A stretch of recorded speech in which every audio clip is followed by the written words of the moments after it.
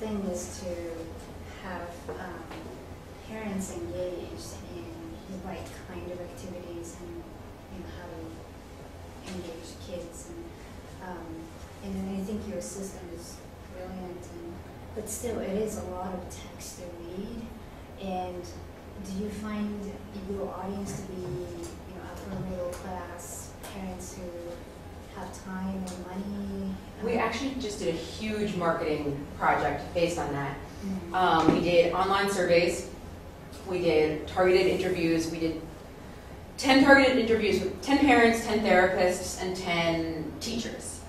And it was, what terms do you actually use? What terms do you understand? What terms do you think the parents understand for the therapists? Where do you get your information? Who do you rely on?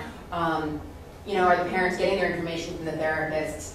And we're sort of fixing our approach in a lot of ways, and that's sort of trial and error on some level. But and a lot of that hasn't been implemented yet, but we're trying to get there. So our new website, which is not up yet, is going to have a therapist section, a teacher section, and a parent section, and you enter the site into 3 separate areas. And the information is not going to be entirely different, but it's going to speak your language. And there are going to be games that are appropriate. Obviously, the teacher games are going to be more group-oriented than the parent games, things like that. So we're sort of addressing that on some level.